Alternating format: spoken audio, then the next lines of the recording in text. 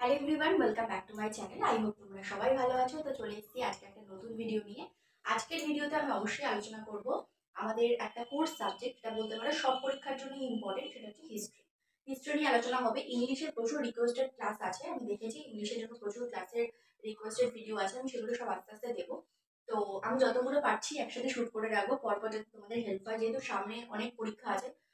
KP constable আছে, West Bengal police আছে, West বেঙ্গলের এই সাব ইন্সপেক্টরের পরীক্ষা আছে। তো মোটামুটি সব পরীক্ষাকে মাথায় রেখেই যাতে সবার হেল্প হয় সেইভাবে ভিডিওগুলো পরপর আসবে।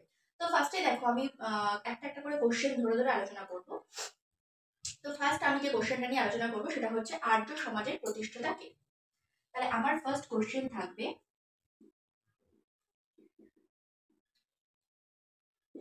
আর্য সমাজের প্রতিষ্ঠাতাকে। শুধুমাত্র কোশ্চেনের অ্যান্সার পড়লে কিন্তু হবে না, কোশ্চেনের সাথে অবশ্যই তোমরা এক্সপ্লেনেশন গুলো দেখবে। এক্সপ্লেনেশন দেখলে কি হবে, যখন তুমি সেই কোশ্চেনটার ব্যাখ্যাটা করবে, মানে উত্তরের ব্যাখ্যাটা, তখন ওই কোশ্চেনের মধ্যেও কিছু অ্যান্সার যদি থাকে, মানে উত্তরের মধ্যেও যদি কোনো কোশ্চেনের অ্যান্সার থাকে, সেটাও কিন্তু ইকুয়ালি তোমাদের জন্য খুব ইম্পর্টেন্ট হবে। তো আর্য সমাজের প্রতিষ্ঠাতাকে, ফার্স্ট আমার অপশনে ছিল দয়ানন্দ সরস্বতী, বিদ্যাসাগর, রামমোহন রায় নাকি লালা লাজপত রায়। তো অবশ্যই আমাদের সঠিক উত্তর হয়ে যাবে হচ্ছে দয়ানন্দ সরস্বতী। আমরা এটা কিন্তু সবাই মোটামুটি জানি, এবং এই কোশ্চেনটা কিন্তু সব পরীক্ষার জন্য ইম্পর্টেন্ট। তাহলে আর্য সমাজের প্রতিষ্ঠাতা হচ্ছে দয়ানন্দ সরস্বতী। এবার যে এক্সপ্লেনেশনটা আমরা করবো সেটা হচ্ছে 1875 খ্রিস্টাব্দে প্রতিষ্ঠিত স্বামী দয়ানন্দ সরস্বতীর আর্য সমাজ ছিল ঐতিহ্যবাহী সংস্কার আন্দোলনের পরিচায়ক। আর্য সমাজের উদ্দেশ্য ছিল মুসলিম ও ব্রাহ্ম ধর্মের আক্রমণের হাত থেকে হিন্দু ধর্মকে রক্ষা করার জন্য এই ধর্মের অভ্যন্তরীণ সংস্কার সাধন করা হয়েছিল এই আর্য সমাজ। ঠিক আছে, আশা করি এক্সপ্লেনেশনটা বোঝা গেছে। তো এর পরের প্রশ্নটা হচ্ছে অমৃতসরের সন্ধি কত খ্রিস্টাব্দে স্বাক্ষরিত হয়।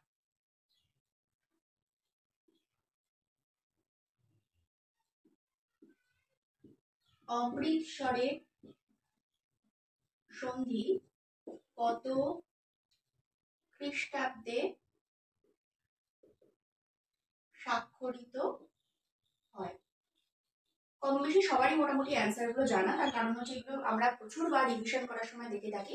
তবুও যেহেতু সামনে প্রচুর পরীক্ষা আছে, তোমাদের বললাম মিসলেনিয়াস ক্লার্কশিপ প্রচুর পরীক্ষা আছে, তো সেই জন্যই আর কি কোশ্চেনগুলো আরেকবার করে রিভিশন করার জন্য।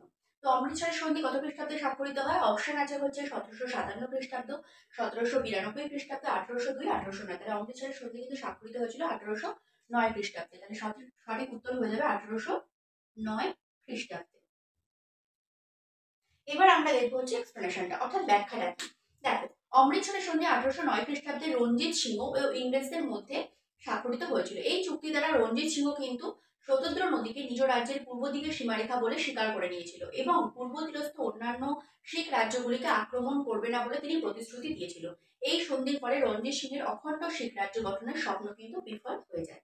ঠিক আছে, এর পরের প্রশ্ন হচ্ছে দ্বৈত শাসন ব্যবস্থা কে প্রবর্তন করেন। খুবই ইম্পর্টেন্ট কোশ্চেন, মানে ক্লাস 8, 7, 8 এর কোশ্চেন এগুলো, যেহেতু আমাদের এনসিআরটি বেসিস কোশ্চেন হয় মোটামুটি সব রকম। তো আমি কোশ্চেনটা উপরে লিখছি। দ্বৈত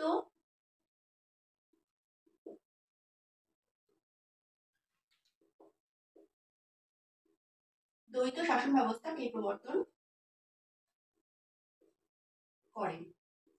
আচ্ছা, ফার্স্টেই বলে দিই, হয়তো কোশ্চেনের অ্যান্সারটা সবারই জানা, আমি জানি সেটা, তবু আমি অপশনগুলো একটু বলে দিই। কর্নওয়ালিস, লর্ড ক্লাইভ, ফারুক শিয়ার নাকি শের শাহ। অবশ্যই হয়ে যাবে দ্বৈত শাসন ব্যবস্থা প্রবর্তন করেছিলেন লর্ড ক্লাইভ।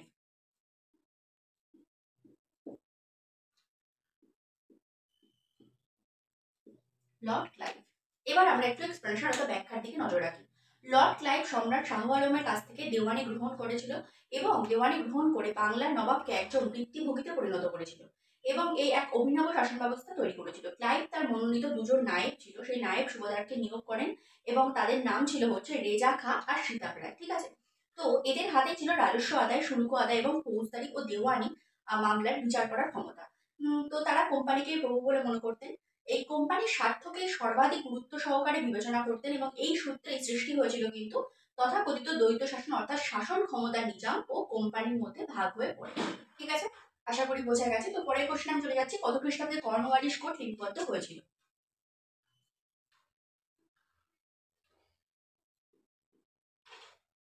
কত খ্রিস্টাব্দে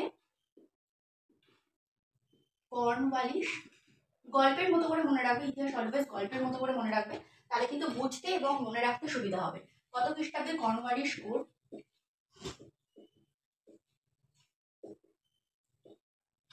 লিপিবদ্ধ হয়েছিল? তো অপশন কি কি আছে আমি একটু দেখে নিই। অপশন আছে 1757, 1765, 1764 খ্রিস্টাব্দ না 1793। তাহলে আমাদের সঠিক উত্তর হয়ে যাবে হচ্ছে 1793 খ্রিস্টাব্দে। এবার চলে যাচ্ছি ব্যাখ্যাতে।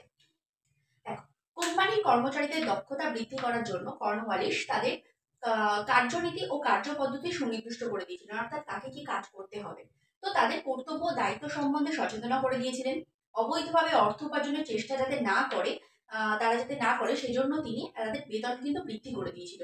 এবং তার প্রবর্তিত এই সমস্ত যে নীতি ও নিয়ম কানুনগুলি 1793 খ্রিস্টাব্দে একটা কোড হিসাবে কর্নওয়ালিস যে কোড সেই হিসাবে কিন্তু আকারে লিপিবদ্ধ করে বেরিয়েছিল। তো এটাই হচ্ছে কর্নওয়ালিস কোড, যেটা কবে বেরিয়েছিল? 1793 খ্রিস্টাব্দে। তো চলে যাচ্ছি 5 নাম্বার কোশ্চেনে। 5 নাম্বার কোশ্চেন হচ্ছে, কাদের মধ্যে বক্সার যুদ্ধ সংগঠিত হয়েছিল?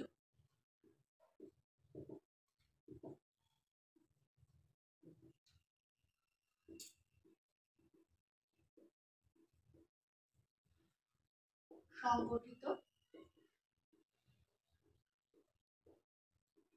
হয়েছিল। কাদের মধ্যে বক্সারের যুদ্ধ সংগঠিত হয়েছিল?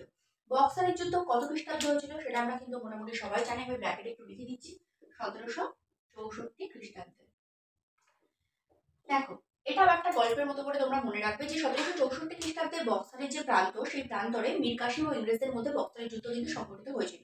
তো পলাশীর যুদ্ধে যে ইংরেজ প্রাধান্যের সূচনা হয়েছিল, বক্সারের যুদ্ধে তার চূড়ান্ত পরিণতি লাভ করেছিল।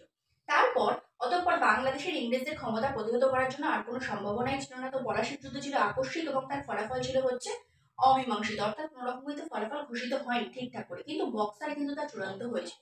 তাহলে বক্সারের যুদ্ধ কাদের মধ্যে হয়েছিল? মীর কাসিম ও ইংরেজদের মধ্যে।